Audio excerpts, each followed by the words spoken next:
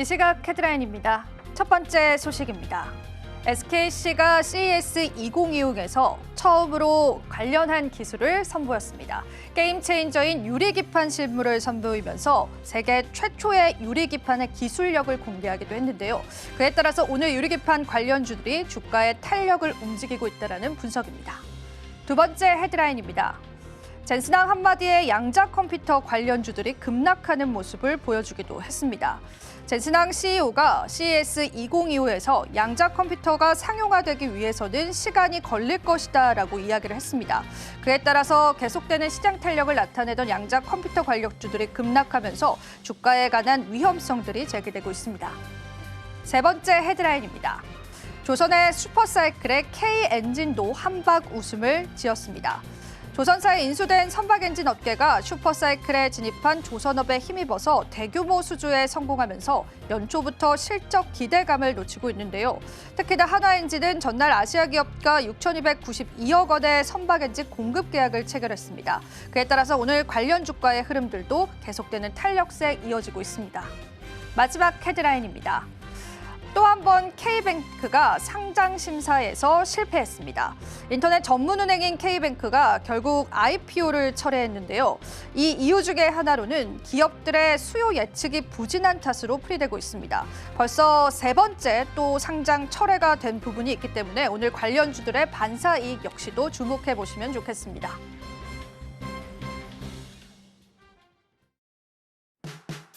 시청자 여러분 안녕하세요. 마켓 쇼쇼쇼 진행을 맡은 이지영입니다. 자, 마감시장 30분 앞겨두고 있습니다. 코스피 지수는 외국인들의 수급이 계속되고 있고요. 또 코스닥 지수로서는 주가에 다양한 모멘텀들이 적용받고 있는 모습까지도 확인되고 있습니다. 양 지수가 든든하게 받쳐주고 있는 우리 시장인데요. 어제 대비해서도 오늘 시장은 그 온기가 더욱더 확실하게 들어오는 모습까지도 확인되고 있습니다. 그렇기 때문에 시장의 개별적인 모멘텀, 또 섹터 단의 모멘텀들도 체크해 보셔야 될 것 같은데요. 자, 마감 시장 앞두고 우리 종가는 어떻게 형성되고 있는지 종목 단의 흐름부터 같이 한번 살펴보겠습니다. 주요 종목군들 같은 경우에는 오늘 시장에는 그래도 빨간불이 많은 모습들 확인이 되고 있습니다. 어제와는 또 다른 분위기들 연출이 되고 있는데요. 하나하나 기업들 체크를 해보자면요. 오랜만에 현대차와 기아차가 붉은 빛을 나타내고 있죠. 현대차와 기아차 각각 1.6% 그리고 2% 넘는 상승률을 보여주고 있는데 오늘 수급적으로의 변화가 있더라고요. 외국인 쪽으로의 현대차, 기아차의 동반순 매수세가 보여주고 있기 때문에 이제 자동차 업종에 관해서 우리가 좀 희망론들을 가져와도 되는 걸까라는 시장의 목소리들도 현재 나오고 있습니다. 특히나 오늘 화두가 됐었던 건 삼성전자의 실적 발표였습니다. 그런데 아시는 바와 같이 삼성전자는 그럼에도 불구하고 시장 탄력을 나타내고 있습니다. 젠슨항의 한마디의 영향이었을까요? 아니면 이제 주가는 이러한 악재를 모두 다 반영받았다라는 그러한 시장의 평가 때문이었을까요? 3.6%나 상승하면서 5장 들어서 그 탄력세를 더욱더 이어가는 모습까지도 확인되고 있습니다. 다만 SK하이닉스는 오늘 시장에서 0.05% 약보합 상승 중이다라고 하는 부분들에서 살짝의 아쉬움이 남습니다. 자, 오늘 2차 전지 관련주들도 좋습니다. 중국의 소재 수출 제한에 관한 그러한 호재들 받아가는 분위기인데요. LG 에너지솔루션도 2.4% 상승하고요. 삼성 SDI도 오늘 시장에서 1.6% 상승합니다. 오늘 특히나 실적 발표에 어닝 쇼크가 있었던 LG전자 같은 경우에도 1.4% 상승하는데요. 이제는 주가에 관한 다양한 저평가 국면에 접어들었다라는 그런 분석들 나오고 있습니다. 특히나 오늘 시장에서는 또 제약바이오주들 좀 주목을 해보셔야 될 것 같습니다. 다양한 신약 기대감들 그리고 JP모건 헬스케어 컨퍼런스를 앞두고 몇몇 종목군들 움직이는 흐름까지도 현재 나와주고 있는데 다만 알테오젠 같은 경우에는 오늘 시장에서 하락 나와주고요. 셀트리온과 삼성바이오로직스는 100만 원의 황제주 다시 한번 등극하면서 오늘 시장에서는 상승 나와주고 있습니다. 자, 전반적으로 시장의 모멘텀이 좀 다양하고요. 그 모멘텀도 계속 받아가는 흐름들 나와주고 있습니다. 조선주도 오늘 강하기 때문에요. 여러분들도 바쁜 오늘 하루가 되지 않았을까 싶습니다. 자, 마감 시장까지 그리고 그 이후의 시장까지의 전략들 챙겨보셔야겠죠. 저희가 항상 발빠른 소식들로요. 여러분들에게 투자 전략들 함께 해드리겠습니다. 자, 그럼 마감 시장 그 이후의 시장까지도 저희와 함께 달려보실까요? 마켓 쇼쇼쇼 2부도 본격적으로 출발합니다.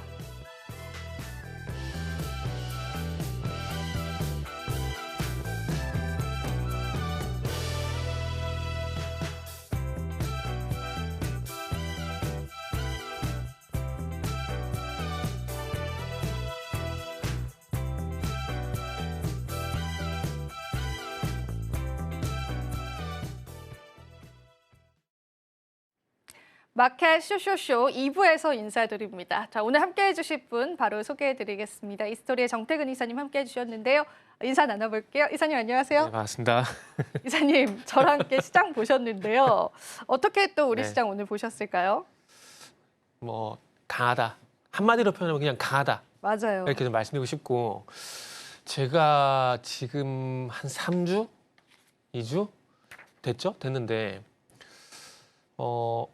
아쉽게도 여기서 말씀 못 드리는 부분이 그 신년 효과 얘기를 못 오랜만에 드려서 오셔가지고 그죠? 네, 그죠? 맞아요. 신년 효과를 말씀 못 드렸는데 무슨 얘기냐면은 그러니까 혹시 차트 공부하시는 분들은 그 코스피 차트 있잖아요. 이거를 2017년 이후부터 한번 쭉 보세요. 언제 보냐면은 12월 달, 1월 달 요건 보시면 돼요.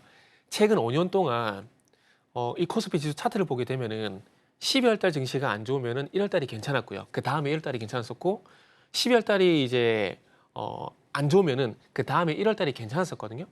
2021년도에서 2022년도 넘어가는 그 구간만 빼고는 다 이런 현상이 나왔었거든요. 그러다 보니까 이제 작년 말 같은 경우에 이제 방송 나가게 되면 어떤 얘기를 많이 했었냐면은 올해 월이 바뀌게 되면서 섹터가 바뀐다는 이런 흔들이 있었기 때문에 해가 바뀌게 되면서 신년 효과가 나올 가능성이 있다고 말씀드렸거든요. 오늘 시황은 뭐 제가 봤을 때는 뭐 이번 주 내내 똑같다라고 생각하고 있습니다. 계속 상승 나오고 있기 때문에 똑같다 생각하고 있기 때문에 그냥 긴 시황을 좀 말씀드리는데 그래서 지금 어찌 보면은 지수가 이렇게 상승이 나오는 것들은 저 개인적으로 봤을 때는 뭐 신년 효과라고 생각을 하고 있습니다. 예를 들게 되면은 2018년도 같은 경우도 미국과 중국의 무역 분쟁 이슈를 내 가지고 1년 내내 힘들었었잖아요. 그런데 2019년 1월 달로 넘어가게 되면서 삼성전자가 그때도 상승을 이끌었어요. 그러면서 삼성전자 20% 넘게 올라갔었거든요. 그러면서 1월 달, 2월 달 증시가 괜찮았었는데 지금이 딱 그때가 생각이 나요. 뭐 지금 결과론적으로 말씀드린다고 할 수도 있겠지만은 그때 과거 흐름과 지금과 비교해보게 되면 상당히 유사하기 때문에 그렇게 말씀드릴 수 있고 그리고 신년 효과라고 말씀드리는 이유가 뭐냐면은 해가 바뀌긴 했지만은 삼성전자가 하루 이틀 만에 체질이 바뀌었을까요? 저는 그건 아니라고 보거든요. 이렇게 보다 보니까 뭐 눈에 보이는 어떤 그 실적이라든지 그리고 펀더멘탈이라든지 가지고 있는 가치 이런 것들은 아직 바뀌지 않았다고 생각을 합니다. 단지 우리가 여름이 되게 되면은 뭐 서머랠리 기대를 하고 겨울이 되게 되면 산타랠리 이런 것들을 기대를 하잖아요. 이게 결국 심리적인 부분이잖아요. 그래서 어찌 보면 해가 바뀌게 되면서 올해는 또 괜찮지 않을까라는 그런 기대감 때문에 개인적으로 신년 효과가 나오는 게 아닌가라고 생각이 들어요. 그래서 뭐 삼성전자 디스하면은 할 게 많지만 그럼에도 불구하고 어쨌든 지금 상승이 나오고 있기 때문에 상승을 좀 즐기시라는 말씀을 지금은 어쨌든 1월 달은 상승을 뭐 즐기라는 말씀을 좀 드리고 싶네요. 네, 좋습니다. 오늘 또 시장에 관해서 또 이사님께서 정확한 분석들 함께 해주셨고요. 저희가 이어지는 코너도 소개해 드리도록 하겠습니다. 역시나 여러분들이 좋아하시는 핫섹터, 핫 종목 시간 준비되어 있는데요. 저희가 오늘 또 시장에서 주목할 만한 섹터를 골라봤고요. 그 안에서 두 가지 종목을 선별해서 yes or no로 단도직입적으로 여러분들에게 투자 전략들 잡아드리겠습니다. 기대 많이 해주시고요. 또 관심도 높은 종목군들 선정해 왔기 때문에요. 여러분들 전략들 세워보시면 좋겠습니다.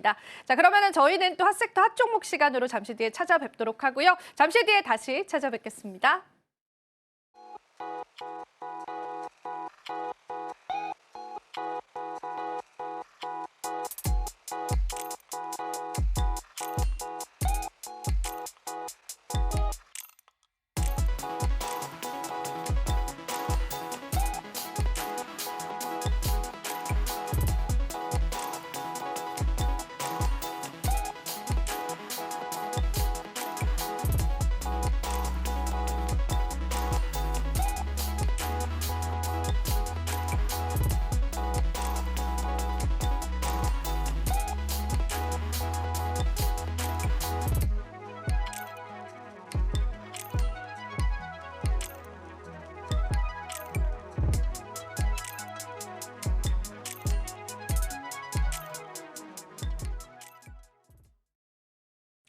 오늘의 핫섹터, 핫 종목 시간 많이들 기대하실 것 같습니다. 자, 오늘은 또 어떤 섹터부터 저희가 풀어보면 좋을지 또 시장에 관한 전략 챙겨볼 텐데요. 자, 일단 첫 번째 섹터와 라이벌 종목 한번 열어보겠습니다. 이사님, 오늘 네. 어떤 섹터와 라이벌 종목군들 선정을 해주셨을까요? 이제 계절성 테마라고 봐야 될 것 같은데 일단은 뭐 바이러스 테마라고 하죠. 아, 바이러스 네. 쪽으로 볼까요? 네, 바이러스 테마를 좀 하고 그리고 이거를 봐야 되는데 우리가 과거에 좀 코로나를 좀 겪다 보니까 걱정이 좀 많이 될 것 같아요. 네. 지금 뭐 우리나라 같은 경우는 뭐 주변에 독감 환자 많이 늘어나고 있고 뭐 미국과 중국 같은 경우는 HMPV 바이러스 이게 나오고 있는 상황들인데 감기 물론 위험한 사람한테 상당히 위험합니다. 위험한데 그런데 우리가 과거에 코로나 이전에도 이렇게 심각하게 생각했었나? 라고도 한번 생각 좀 해봐야 되거든요. 근데 그런 관점에서 보게 되면은 저 개인적으로는 아니었다라고 생각이 들어요. 네. 생각이 드는데 뭐 결론적으로 코로나를 겪다 보니까 이제 호흡기 바이러스에 대해서 상당히 좀 민감하게 좀 반응하는 것 같아요. 그리고 이게 전염력이 상당히 높잖아요. 그렇죠. 그러다 보니까 그리고 이제 뭐 중국 쪽, 미국 쪽에서 이제 뭐 인도 얘기까지 나오고 있는데 그러다 보니까 전반적으로 그런 걱정들이 뭐 계속해서 이제 바이러스 테마를 다시 한번 그러니까 8월 달에 엠폭스 테마가 엠폭스 때문에도 테마 형성됐었잖아요. 그러다 보니까 이제 겨울 되게 되면 또 호기 바이러스가 또 이제 극성이잖아요. 그러다 보니까 다시 한번 이렇게 또 이런 이 바이러스에 연관된 테마들이 또 부각이 되는 것 같아요. 근데 개인적으로 이 테마가 길지 않았으면 좋겠어요. 그렇죠. 사실은 길지 않았으면 좋겠고 그리고 또 두 가지 종목 뽑아 오셨는데 네네. 일단 yes or no부터 한번 풀어보면서 네. 또 이사님 이야기 저희 나눠보겠습니다. 두 종목제 선정을 해주셨습니다. 네. 어떤 게 yes고 어떤 게 no일까요, 이사님? 녹십자 MS가 노고 휴마시스가 예스거든요. 네. 네. 이유를 들어보고 싶어요. 궁금합니다. 근데 이게 네. 둘 다 진단 키트예요. 아, 키트 관련주죠, 네, 사실은. 그죠. 키트 관련주인데 네. 여기서 그렇기 때문에 여기서는 본인 성향에 맞는 기술적으로 접근할 수밖에 없을 것 같아요. 그러다 보니까 차트를 보니까 개인적으로 이제 휴마시스가 뭐 솔직히 말씀드리면 휴마시스가 차트적으로 좀 더 관심이 같다라고 좀 말씀드려야 될 것 같아요. 그리고 제가 한 번씩 그 말씀드리잖아요. 대장은 시장에서 결정을 한다. 그러면은 어떤 이슈가 나왔을 때 가장 세게 반응하는 게 대장이거든요. 그리고 우리가 트레이딩 관점에서 봐야 되잖아요. 그러면 아무래도 뭐 10%보다는 20% 반등이 나오는 게 더 낫지 않습니까? 그렇기 때문에 녹십자 1월 6일 날 보게 되면은 녹십자 MS보다는 휴마시스가 조금 더 변동성이 크게 나왔었기 때문에 그러다 보니까 개인적으로는 이제 휴마시스 쪽으로 좀 관심이 쏠리더라고요. 그리고 그 이전에 뭐 아시겠지만 랩지노믹스, 뭐 수젠텍 이런 것들 이미 상한가에 진입이 됐었었는데 그래서 항상 말씀드리지만은 우리가 산업적으로 뭐 공부를 해야 되는 부분도 있지만은 우리가 산업적으로 접근하는 건 아니고 어찌 보면 주식시장의 어떤 그 차트적으로 접근하는 거잖아요. 이거는 그래야 될 것 같아요. 이 섹터는요. 그죠? 그죠? 네. 그러다 보니까 차트적으로 어느 놈이 가장 세게 가느냐 우리는 그것만 생각하면 됩니다. 제가 항상 말씀드리지만은 대장은 결국 시장에서 결정하는 거거든요. 그럼 휴마시스가 yes인 네. 이유가 어떤 걸까요? 다 말씀드렸는데요. 한번 차트적인 더 부분 짚어주세요. 때문에. 차트적인 약간 좀 자세히 좀 말씀해 주세요. 친절하게 좀 부탁드립니다, 이사님. 아 제가 좀 안 지냈나요? 아닙니다. 네. 네. 그래서 보시면 이게 이제 휴마시스라든지 녹십자 MS 같은 경우에 진단 키트를 만들게 되고 이제 이런 것들이 지금 지역별로 봤을 때 뭐 중국 쪽하고 미국 쪽 계속 이게 나오잖아요. 네. 그러다 보니까 미국 쪽에 어떤 진단 키트 수출 이력이 있는지 아니면 중국 쪽에 관련돼 가지고 어떤 수출 이력이 있는지 이런 거에 따라서 먼저 좀 반응을 하게 되는 것 같아요. 지금 아무래도 우한 쪽에서 다시 이제 이런 바이러스에 대한 얘기가 나오다 보니까 그와 관련돼 가지고 이제 수젠텍이라든지 랩지노믹스라든지 이런 것들이 반응하게 되고 메가 CS 같은 것들이 먼저 반응을 했었거든요. 근데 그런 것들이 결국 그러니까 우리가 이게 산업적인 부분을 공부를 해야 되는데 이게 결국 이제 뭐 하더라 카더라 이런 식으로 얘기할 수밖에 없는 것들이 결국 테마가 잘 아시겠지만 대표적으로 대선 테마 그랬잖아요. 누구 인맥 관련주 뭐 이런 게 해가지고 누구와 친척이더라 누가 친구라 이런 것 때문에 가는 것들 있잖아요. 근데 진단 키트도 일단 마찬가지 생각을 하시면 될 것 같습니다. 일단은 과거의 경험상 봤을 때 코로나 때문에 예를 들어 보게 된다라면은 이 코로나가 발생이 되게 되면서 이제 처음에 마스크가 움직임도 했지만은 진단 키트가 가게 되고 그다음에 백신이 가게 되고 그다음에 이제 치료제가 가게 되고 손세정제 가게 되고 이런 식으로 진행돼 왔었거든요. 그러니까 지금도 마찬가지로 봐요. 그때 어떤 그때 어떤 데자뷰성으로 보게 된다라면은 일단 어떤 바이러스가 발생이 되게 되고 그 바이러스가 발생되게 되면서 과거 진단 키트가 가장 먼저 반응했었기 때문에 그런 맥락에서 이제 진단 키트가 먼저 좀 반응을 하는 게 아닌가 좀 생각이 들어요. 그리고 그 속에서 이제 뭐 수엔텍, 랩지노믹스 같은 것들이 먼저 강세를 보이게 되고 그리고 확진자가 계속 늘어나다 보니까 그러면 진단 키트 내에서 또 어떤 종목들이 있느냐 계속 끄집어내는 것 같아요. 그러다 보니까 뭐 랩지노믹스, 시젠, 근데 이번에 시즌이 그렇게 강하지 않은 게 또 시즌도 안 가더라고요. 개인적으로 좀 아이러니컬한데, 그러니까 어떤 시대에 따라서 대장이 계속 바뀌는 것 같아요. 그래서 뭐 어쨌든 이제 랩지노믹스, 수젠텍이 대장으로 먼저 움직였고 그 시간차를 두고 이제 엑세스바이오, 휴마시스, 녹시아 MS들이 강세를 보이게 되는데 이것도 결국 진단 키트 내에서 순환매가 돌기 때문에 이런 현상이 나온다고 보시면 될 것 같습니다. 그래서 휴마시스 같은 경우에 뭐 지금 현재 보시면 오늘 2.6% 정도 상승인데 중요한 건 이제 여기서 이제 계속 치고 나가느냐 이런 부분들이 중요한데 지금 어쨌든 확진자가 계속해서 늘어나고 있는 상황들이기 때문에 제가 봤을 때는 여기서 한 번 정도는 더 아마 시세가 나오지 않을까 생각이 들고 그러다 보니까 녹십자 MS보다는 지금 그 하단 장악도 나오고 있지만은 녹십자 MS보다는 휴마시스가 조금 더 변동성이 크게 나오지 않을까라는 점을 감안해 보다 보니까 아무래도 휴마시스 쪽으로 점수를 좀 더 줄 수 있지 않나 이렇게 좀 말씀을 드려야 될 것 같아요. 근데 이런 바이오 진단키트주들은 지금 랠리를 이제 며칠간 보여오면서 주의에 관한 경고의 목소리들도 있기는 네네. 하거든요, 이사님. 그래서 섹터적인 접근으로 했을 때 우리가 이제 투자자 입장에서 신규 진입을 해도 괜찮은 걸까에 관해서는 정말 조금 위험성이 있지 않을까라는 생각 좀 들어요. 그죠? 네. 그러니까 제가 항상 그 말씀드린 게 테마에 뭐 접근하지 말라고 말씀드린 게 가장 최선이긴 한데 굳이 접근을 한다라면은 굳이 한다고 한다면 초기에 가야죠. 그러니까 지금 말고 지금은 1월 아니다. 6일 날 들어가 있어야 되는 거죠. 근데 지금 들어간다라면은 대응이 가능하시다면 손절가 작게 잡는다고 생각을 하고 손절가 좀 들어가셔야 돼요. 짧게 잡아볼까요? 왜냐하면은 지금은 테마의 초기, 어차피 지금도 초기를 할 수가 있겠지만은 테마라는 게 처음에 발생됐을 때 빠르게 따라잡는 게 중요한 거거든요. 근데 그런 관점에서 봤을 때 물론 뭐 휴마시스가 그런 이슈가 나오고 난 다음에 지금 이틀밖에 안 지났기 때문에 지금도 초기라고 할 수도 있겠지만은 혹시라도 만약에 이게 하루 이틀짜리로 끝이 나버리게 되는 경우도 생각을 해야 되잖아요. 그렇죠. 그러니까 우리 항상 리스크 관리 얘기하잖아요. 그래서 그런 관점에서 보게 된다라면은 리스크 관리라든지 이런 것도 동반돼야 되는 그런 부분을 감안해 보게 된다라면은 그래서 제가 잡으려면은 일단 초기에 일단은 달려드는 게 맞다는 생각이 들어서 지금 굳이 들어간다라면은 손절가를 짧게 잡고 들어가는 게 좋지 않을까 생각이 들어요. 그럼 오늘 두 가지 종목 가지고 오신 쪽이 그래도 이 진단키트 쪽에서는 또 탄력이 계속 이어질 것이다라고 보시는 거죠? 지금 상황에서는 그렇게 봐야 될 것 지금 같아요. 상황에서는. 왜냐하면은 이게 만약에 그냥 계절성 테마로 끝이 나느냐 안 나느냐 그거에 따라서 이게 테마가 확장되느냐 그렇죠. 진단키트 끝이 나느냐 이렇게 결정을 할 수밖에 없거든요. 그렇게 되면 안 되겠지만 지금 일단은 미국의 4개 주 같은 경우는 마스크 착용 권고를 했는데 뭐 과거로 가보게 되면은 우리가 바이러스로 해서 증시가 급락했던 게 2020년도가 처음이거든요. 네. 만약에 지금 있잖아요. 정부에서 대처를 하고 뭐 중국에서 미국이 대처하는 것들이 과거 2020년 팬데믹처럼 만약에 대응을 하게 된다라면은 그렇게 된다라면 테마가 좀 확장이 될 가능성이 있다라고 봐요. 그런데 저 개인적인 판단으로는 그래도 지금은 그렇게 되지 않을 것 같다라는 생각이 좀 들다 보니까 진단키트에서 백신, 치료제 이런 것들로는 확장이 되지 않지 않겠느냐라는 그런 생각이 좀 듭니다.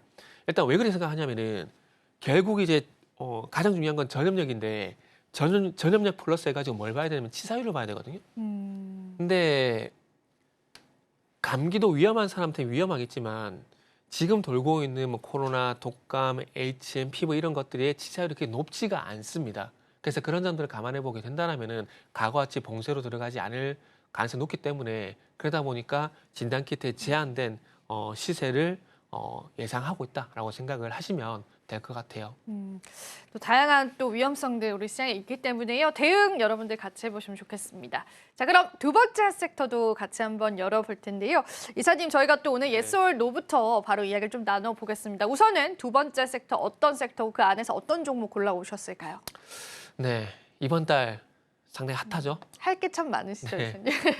네. 이번 달 이제 1월 달에 들어오게 되면서 핫한 섹터 반도체를 안 하면 안 될 것 같아요. 반도체 네. 해야 된다. 물론 삼성전자, SK하이닉스도 궁금하시겠지만 네. 반도체 섹터에서 이번에 훈계가 돌게 되면서 이렇게 동반적으로 강세를 보이는 건 작년 4월 달 이후 처음이거든요. 네. 그러다 보니까 이제 YC하고 HBM하고 유리기판. 그러면은 저희가 yes or no부터 한번 열어보고 이야기 한번 나눠보겠습니다. 일단은 둘 다 예스를 선택했어요. 이번엔 예스맨이네요. 네네. 네. 그런데 이거를 짧게 봐야 되느냐 길게 봐야 되느냐에 따라 조금은 차이가 있다고 보시면 될 것 같아요. 그렇구나. 네. YC 같은 경우는 조금 이제 짧게 봐야 되고 짧게. 네. 그리고 필옵스 같은 경우는 좀 길게 봐도 되지 않을까 이렇게 오. 말씀을 드리면서 시작해 보도록 할게요. 알겠습니다. 그러면 우리가 또 하나하나의 그 모멘텀들과 키포인트를 좀 봐야 될 것 같은데 YC는 왜 짧게 잡으셨고 필옵틱스는 비교적 좀 장기 투자를 그래도 해도 괜찮다라고 보시는지 네네. 우선은 하나하나 좀 그 키포인트들 좀 이야기 나눠보겠습니다. 사실 YC 같은 경우는 네. 지금의 상승이 삼성전자 효과라고 생각이 들어요. 지금 이번 달 들어서 삼성전자가 되게 강세를 보이고 있잖아요. 맞아요. 이번 달 강세를 보이고 있는데 삼성전자 강세를 보이다 보니까 삼성전자가 연관세 있는 종목들의 변동성이 더 크게 나오고 있어요. 밸류체인 쪽. 네, 그래서 그죠? 맞죠. 맞아요. YC 같은 경우 대표적으로 그런 케이스라고 좀 보시면 될 것 같아요. 오늘 삼성전자 같은 경우에 3.4%, 삼성전자가 이 정도 강세를 보이는 건 뭐 진짜? 거의 뭐 15% 이상 똑같은 거거든요. 정말로요. 네. 그죠. 그런데 오늘 YC가 정말 13% 정도 강세를 보이고 있거든요. YC는 삼성전자가 지분을 11% 갖고 있습니다. 그러면 작년까지는 하이스를 계속 말씀했는데 이번 1월 달 들어와서는 아시다시피 삼성전자 얘기가 계속 나오고 있잖아요. 삼성전자가 어쨌든 강세를 보이고 있잖아요. 물론 뭐 어제는 하이스가 더 강했지만요.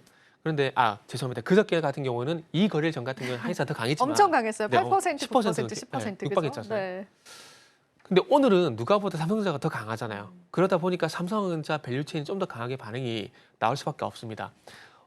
삼성전자가 이번 하반기에 HM4를 이제 출하를 할 예정이거든요. 네. 출하할 예정인데 이제 삼성전자가 이번에 브로드컴 있잖아요. 브로드컴 쪽으로 맞춤형 HBM 메인 공급사로 선정이 됐어요. 주문형 반도체. 네, 그죠? 맞죠. 네. 그래서 작년까지는 어쨌든 엔비디아만 이렇게 주구장창 얘기했었는데 그러다 보니까 하이스를 볼 수밖에 없었거든요. 그러나 이번 달 삼성전자가 분위기를 타게 되면서 HBM 쪽을 보게 되면은 어쨌든 이제 삼성전자가 지금 강세를 보이고 있고 그러다 보니까 삼성전자가 HBM을 하반기에 출하를 할 것이고 그리고 브로드컴의 어떤 메인 공급사로 연결이 되게 되면서 그동안 전체 메모리 매출 대비해서 HBM 비중이 낮았었는데 브로드컴이 에이직을 이제 출하를 하게 되면서 DM 포함한 메모리 이제 매출에서 앞으로 HBM 매출이 올라갈 가능성이 상당히 높다라는 겁니다. 그러면 그 속에서 수혜가 되는 섹터들, 종목들 분명히 있을 건데 YC가 수혜라 보시면 될 것 같아요.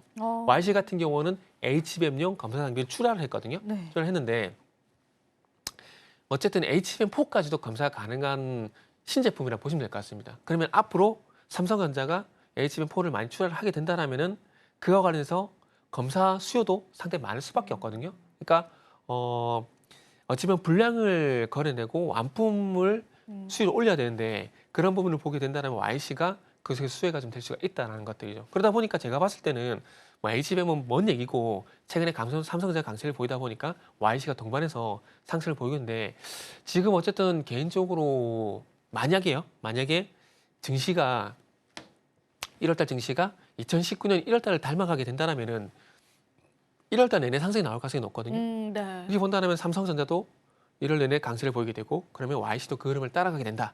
그렇게 보다 보니까 짧게 1월달 짧게 좀 보자고 말씀드릴 수 있을 것 같아요. 그 이후에 삼성전자 추가 상승 여부는 그때 가서 말씀드릴게요. 지금은 그냥 오랜만에 상승이 나왔으니까 지금 상승 즐기시자고요. 즐기시고 그래서 1월달 한 달 짧게 일한 한번 한 달간. 네, YC 한번 같이 보시면 좋지 않을까 생각이 들어서 예스지만은 짧게 보자라고 말씀드렸다고 이해하시면 될 것 같아요. 네. 그러면 이제 1월 달 그래도 아직 남았으니까 네네. 저희가 좀 주가 흐름들 기대를 해보시고 필옵틱스는 이제 유리기판 관련 네. 쪽입니다. 그래서 이쪽도 예스를 주셨는데 장기적인 관점도 오케이다라고 하셨고 네네. 단기적으로도 괜찮다라고 보시는 거죠. 네네. 지금 반도체 분위기에 변동성이 더 많이 나오는 부분들이 네. 있고 그리고 그냥 유리기판 관련이잖아요. 지금 네. 유리기판 좀 핫하잖아요. 너무 핫하죠. 네, 그죠.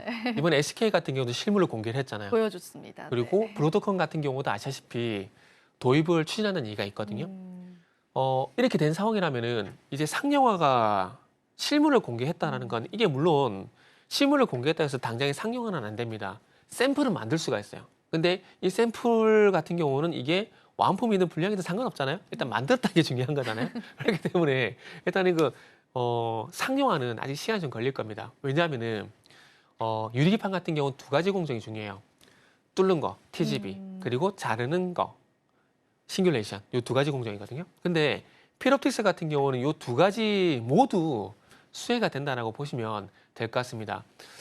뚫는 공정 같은 경우는 뭐 그동안 디스플레이도 그렇고 반도체도 그렇고 많이 뚫어본 경험이 있기 때문에 이 TGV 공정 같은 경우는 거의 상용화에 근접을 했어요. 예를 들게 되면은 우리 HBM 같은 경우도 DRAM 구멍을 뚫어야 되잖아요. 네.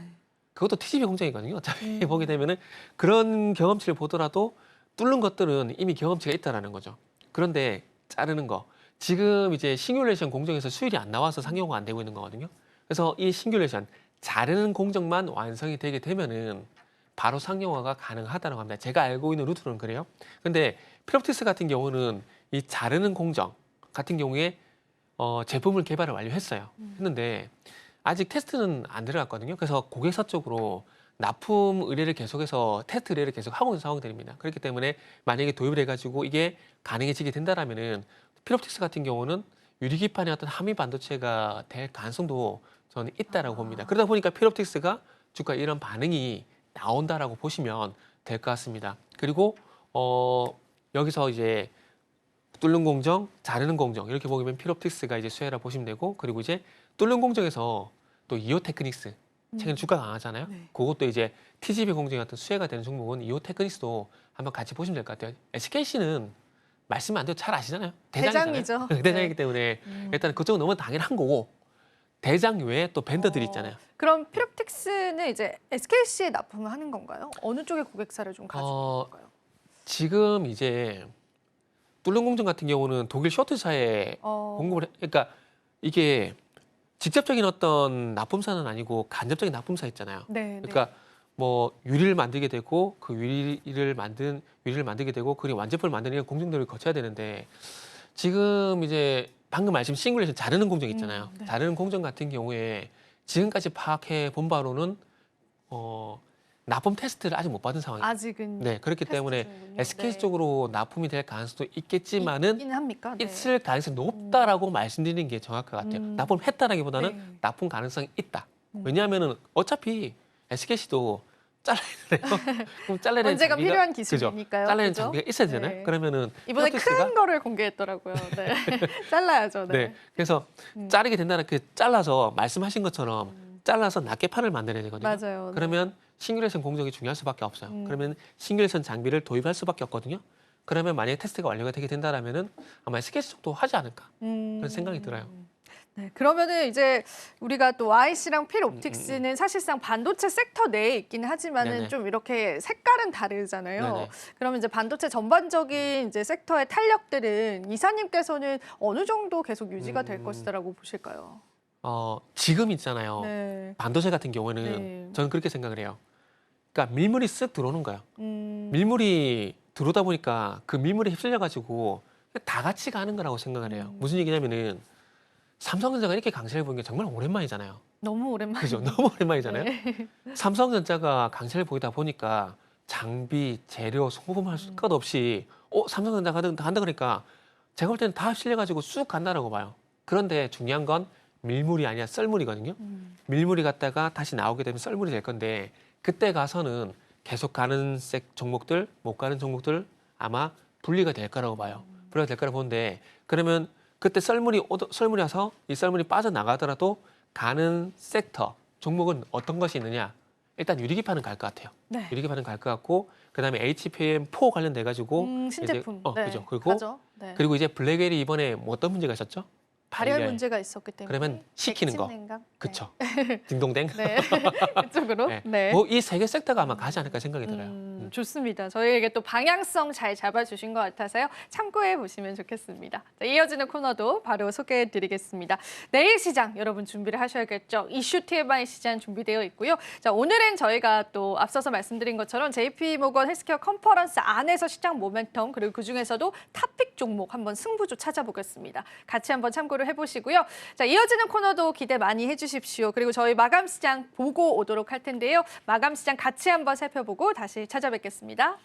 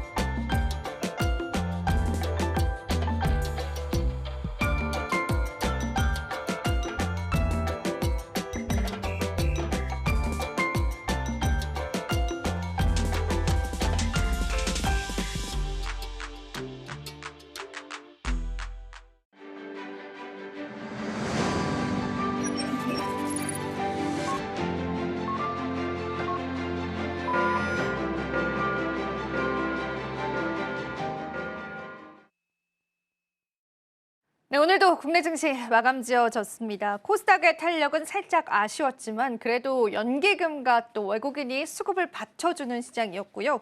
참기로 연기금 같은 경우에는요. 최근에 많이 산 종목이 SK하이닉스더라고요. 각각 이제 주체 투자자들이 보는 시장의 시각은 좀 다른 것 같습니다. 그런 부분도 여러분들 함께 살펴보시면 좋겠고 우선은 이사님과 또 저희 마감 시장 이야기 좀 나눠보겠습니다. 이사님, 네. 저희 오늘 시장 또 어떻게 보셨는지 이사님의 또 분석들 한번 들어보겠습니다. 네.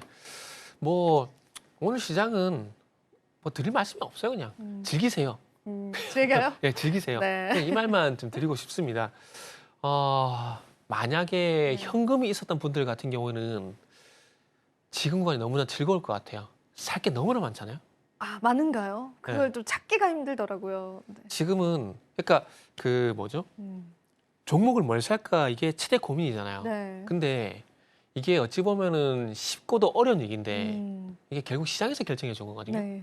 그렇기 때문에 시장이 그러니까 만약에 뭐 월이 바뀌었을 때, 뭐 해가 바뀌었을 때, 뭐 지금 예를 들면 반도체 쑥 가잖아요. 그러면은 고민하지 말고 그냥 반도체 사면 됩니다. 고민할 필요가 없어요. 왜냐하면은 저는 항상 그 얘기를 하거든요. 퍼스트 무버가 되지 말고 패스트 팔로우가 되라 얘기를 해요. 그러면 시장의 눈치를 살피라 그러거든요. 항상 대장주도 그렇고 주주 섹터도 그렇고 누가 결정합니까? 시장이 결정하잖아요. 그렇기 때문에 고민하실 필요가 없습니다. 시장 보시고 이 바뀌는 이제 순환 있잖아요. 요것만 잘 체크를 하시면 된다라고 생각을 하고 있습니다. 이사님 또 그리고 저희에게 또 하실 말씀이 있으시다면서요. 네. 오늘 또 준비한 자료도 있고 해서 또 넘어갈 뻔했네요. 네, 넘어가야 되는데 또 넘어갈 뻔했네요. 네, 꼭 네. 말씀을 해주시고 싶다고 하셔서 한번 이야기 한번 들어볼게요. 네. 이번에 그 많은 전문가들이 고환율 얘기하게 되면서 혹시 걱정을 많이 했어요? 안 했어요? 저는 이제 걱정되죠. 너무 걱정됩니다. 네.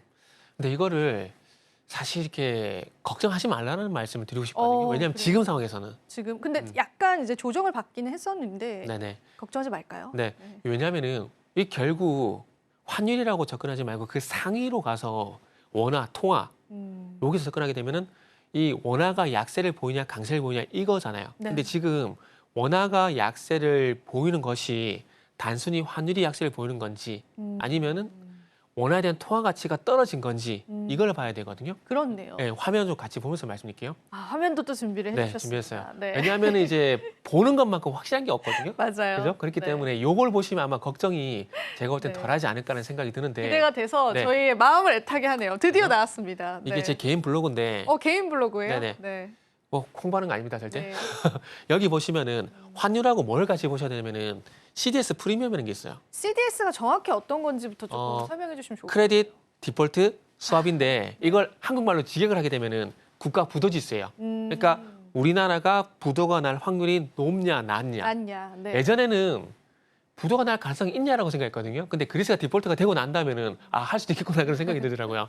근데 이걸 제가 왜 준비했냐면은 환율이 올라갈 때 그러니까 환율이 올라간다는 표현이보다는 원화가 약세를 보일 때 원화가 약세를 보이는데 이 약세가 단순히 환율이 올라가는 건지 아니면 원화에 대한 투자 가치가 떨어진 건지 만약에 원화의 가치가 원화에 대한 투자 가치가 떨어진 거면은 이거 위험한 거거든요. 그럼요. 위험하죠. 그때는 CDS 프리미엄이 같이 올라가요. 음. 자, 여기 보시면은 파란색 선이 한국 CDS 프리미엄이고 네. 여기 회색 선이 원달러 환율이거든요. 원달러 환율은 참 위험하게 그죠? 올라가네요. 지금 보시면은 과거에 우크라이나 전쟁 때 보게 되면은 환율이 CDS 프리미엄 같이 올라갔어요. 네. 그죠? 파란색하고 회색이 같이 네. 가죠. 그런데 지금 잘 보세요. 지금 보시면 아시겠지만 환율은 올라가지만 그러니까 원하는 약세를 보이지만은 CDS 프리미엄이 같이 안 올라가죠. 그렇죠. 왜냐하면 그죠? 상승폭이 올라가긴 하지만은 완만합니다. 그죠? 네. 그러면 이게 무슨 얘기냐면은 원화가 약세를 보이고 있지만은 원화에 대한 투자 가치가 떨어진 게 아니란 얘기예요. 단순히 환율이 올라간다는 거죠. 그렇기 때문에 요걸 보게 되면은 좀 안심되지 않나요? 안심이 돼요. 근데 믿을 그죠? 수 있나요? 네. 그럼 이거 안 믿으면 뭘 믿어요? 그러면 뭘 믿어요? 그러니까 이제 국가 부도의 네. 위기 자체는 없다라는 거면은 어, 그러면은 우리가 원화의 가치가 하락하는 게 아니다라고 해석을 해볼 수 있는 걸까요? 그냥 강달러 기조의 영향이다라고 보면 되는 걸까요? 원화의 가치가 하락을 하게 된 거죠. 하락을 하게 된 건데 그 하락한 거에 대해서 해석을 어떤 식으로 하느냐 이렇게 된 거죠. 그러니까 국가 부도 지수라기보다는 이렇게 해석하시면 될 것 같아요. 네. CDS 프리미엄은 한국에 투자한 위험도가 올라가느냐 낮아졌냐 이렇게 생각하시면 돼요. 그래서 이 파란색 선이 올라가게 되면은 한국에 대한 투자 위험도가 올라갔다. 올라가는 거죠. 그리고 네. 내려가게 되면은 한국에 대한 투자 위험도가 떨어졌다. 네. 위험도가 높지 않다. 떨어졌다가 아니라 높지 않다. 이렇게 말씀드릴 것 같네요. 네. 그래서 지금은 그러니까 이 원화가 약세를 보인 부분들에 대해서는 우리나라의 투자 가치가 떨어진 게 아니라 말씀하신 것처럼 달러가 강달러 강세를 보이게 기조였다. 되면서 이런 현상이 나오고 있다라는 어. 것들이죠. 그러다 보니까 뭐 수출주 같은 경우도 얘기가 나오고 있잖아요. 그렇죠. 그래서 작년에 아마 환율이 올라가서 많이 걱정하신 분도 있을 텐데 만약에 이거를 봤다라면은 아마 걱정이 좀 덜 했었지 않을까. 근데 제가 작년에 나왔어야 되는데 수율이 계속 빨간 날이 있어가지고 네. 이거를 보여드리고 싶었는데 이제야 겨우 보여드리고 이제서야, 있네요. 네. 이제서야 좀 저에게 늦었지만. 전략을 잡아주십니다. 네, 알겠습니다. 자, 저희가 또 이제 원달러 환율 걱정 많으실 텐데요. 그 부분 또 이사님의 시각에서 저희가 또 객관적으로 한번 풀어봤습니다. 참고해 보시면 좋겠고요. 그리고 또 오늘 시장을 움직였었던 핫섹터도 하나하나 체크를 해봐야겠죠. 저희 하나하나 좀 바로 살펴보겠습니다. 이사님과 또 네. 이야기 나눠볼 텐데요. 자, 오늘 첫 번째 핫섹터 같이 한번 살펴보기 이전에 어머 갑자기 뭐 지수가 나온 것 같네요.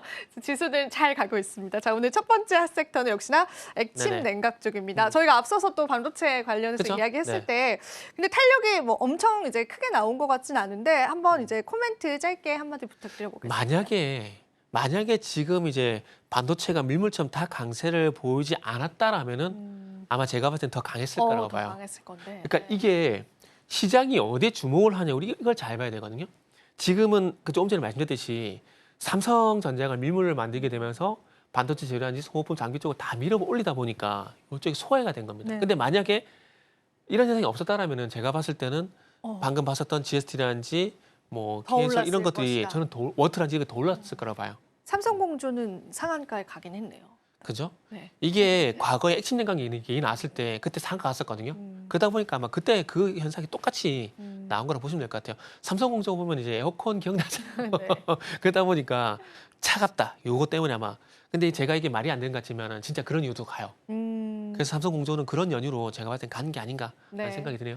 좋습니다. 그럼 두 번째 핫섹터 바로 한번 살펴보면서 저희가 또 전략들 같이 살펴보겠습니다. 아이폰 폴더블 폰에 관한 출시 기대감들이 좀 스물스물 시장에 나온 것 같습니다. 물론 영향력이 엄청 크다라고 볼 수는 없겠지만은 네. 이쪽 섹터에 관해서 LG 이노텍도 오늘 좀 그래도 탄력 나와줬고 어떻게 보실까요, 이사님? OLED 도? 아이폰이 이제 새로운 이제 폼팩터를 만든다라는 거, 디바이스를 만든다라는 네, 거, 맞아요. 기기를 만든다는 네. 그것 때문에 제가 볼 때 기대감이 나온 것 같아요. 그러니까 지금 어찌 보면은 아이폰도 이제 폴더블 접는 폰을 폴더블로 만들게 되면은 하겠다? 네. 새로운 방식의 디스플레이가 되잖아요. 그러다 보니까 뭐 덕산 네오룩스, 이녹스 첨단 소재, 그 이녹스 LG 노텍은 아시잖아요.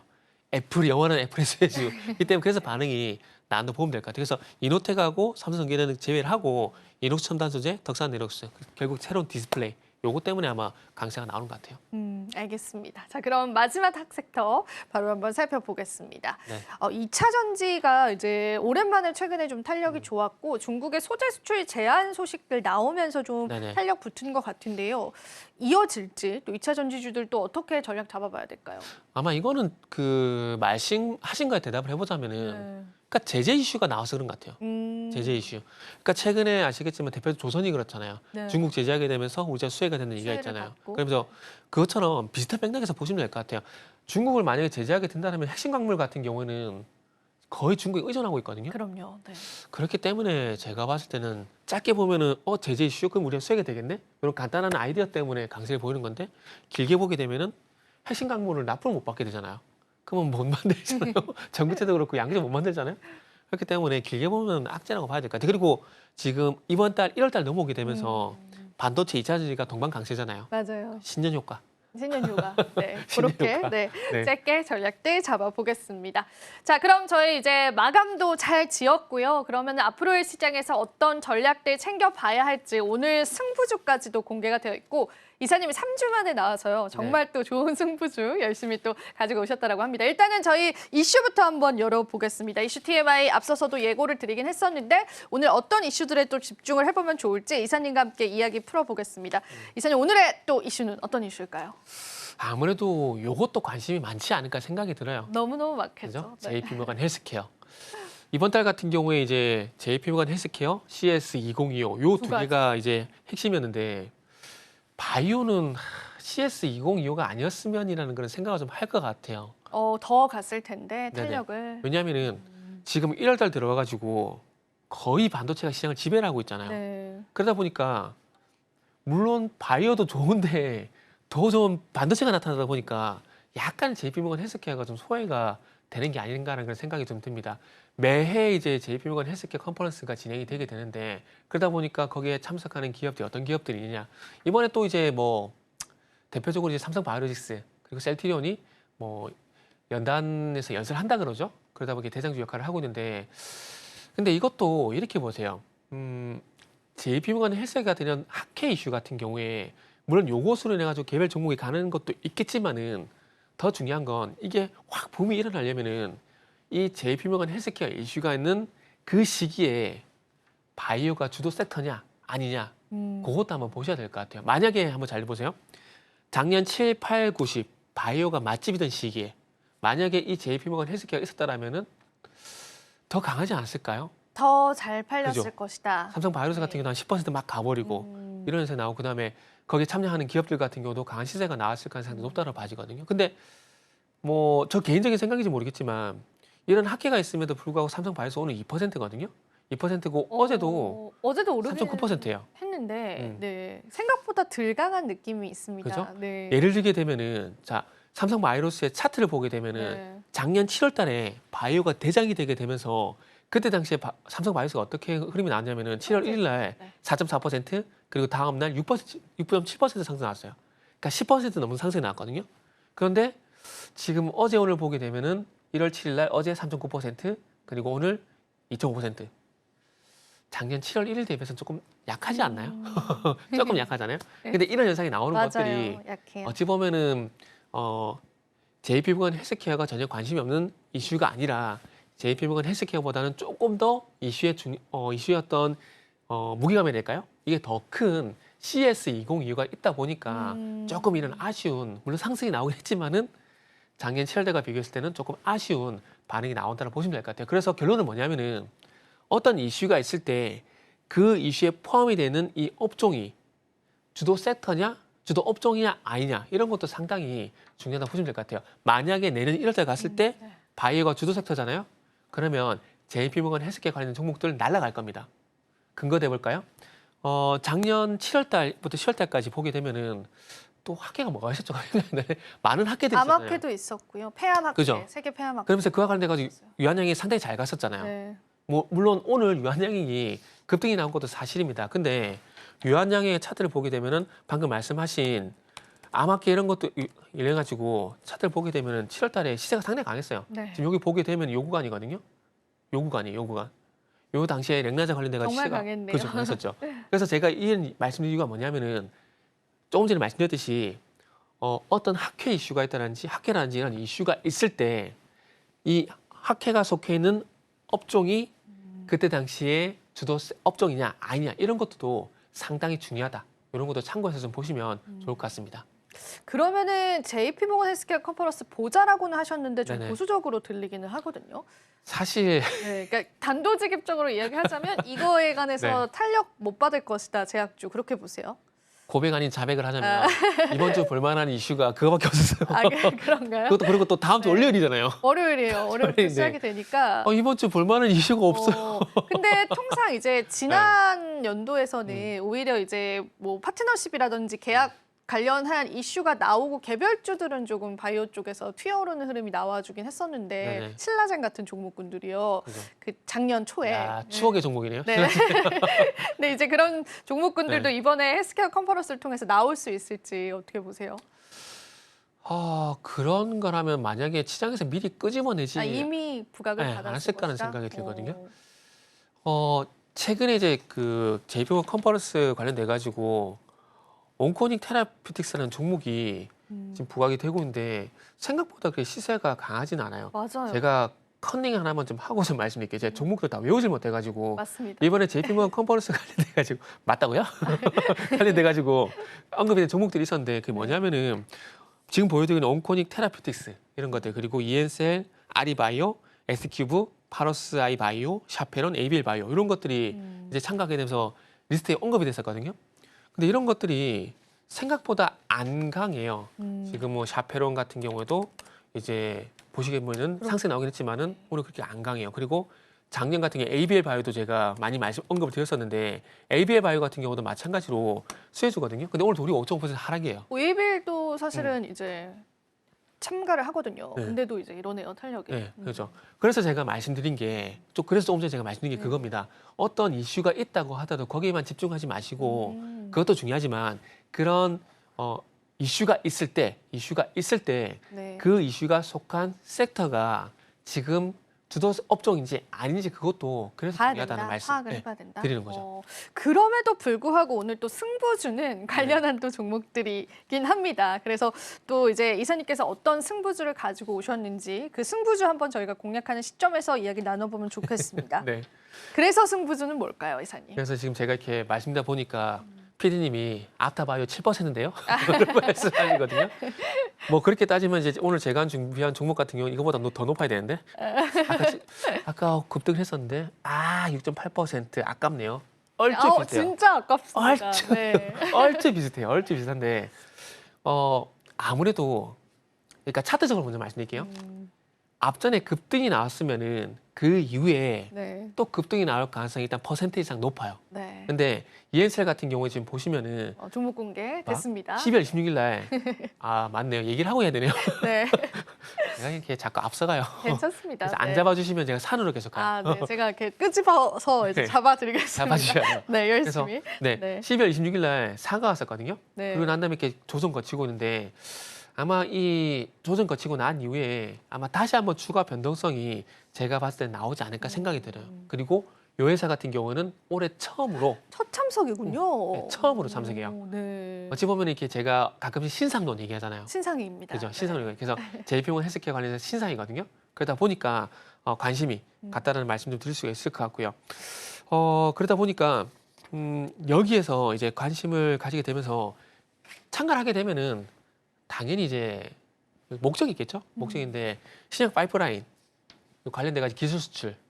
그래서 이런 또 이제 이 회사가 최근에 보니까 빅파마 쪽하고 기술 계약수이 상당히 좀 많더라고요. 한 3개 건 정도가 되는데 지금 이제 첨단 바이오 의약품 CDMO 관련 기업들 중에서 이 회사가 유일하게 지금 CMO 계약을 계속해서 만들어가고 있거든요. 이번에 3번 계약이 났기 때문에 이번에 참석을 하게 되면 또 추가 계약이 나올 가능성이 상당히 높기 때문에 제가 봤을 때 뭐 그런 관점에서 보게 된다라면은 아마 또 추가 계약이 나오게 될 거고 그리고 다음 주 이제 JP모건 헬스케어 관해서 열리게 된다라면은 아마 그 기간에 또 추가 계약에 대한 기대감 때문에 아마 반등이 나오지 않을까 생각이 들어요. 근데 사실 얼마까지 갈까요, 이사님? 그죠. 요거는 지금 단기적으로 보게 된다라면 일단 최소 23,000원 이상은 볼 수 있을 것 같아요. 네. 볼 수 같고 그래서 이게 JP모건 헬스케어 제한시켜서 보다 보니까 이걸 좀 선택을 했는데 사실 차트적으로는 더 관심이 가는 종목이 있어요. 뭐냐면 요거요. 넥스트 바이오메디칼. 이게 더 관심이 가는 원 플러스 원입니까? 원 플러스 원은 아니고 이제 이슈에 집중하게 네. 되면은 ENCL을 말씀을 드려야 되고 이제 그리고 개인적으로는 네. 제 최애를 말씀드리면은 네. 넥스트 바이오메디칼 이렇게 말씀드릴 수 있을 것 같아요. 네, 좋습니다. 저희가 오늘 또 제약바이오 네. 관련한 이사님의 승부주 한번 이야기 들어봤습니다. 여러분들 전략들 잘 챙겨보시고요. 또 저희 방송에서 제공해드리는 정보는 투자 판단에 대한 조언일 뿐입니다. 가치 판단과 상승 하락을 보장하고 있지는 않다는 점 다시 한번 유의 부탁드리겠습니다. 네, 오늘도 저희 방송 시청해주신 여러분 고맙습니다. 저희는 내일 또 좋은 전략들로 함께 찾아뵙도록 할게요. 시청해주신 여러분 고맙습니다.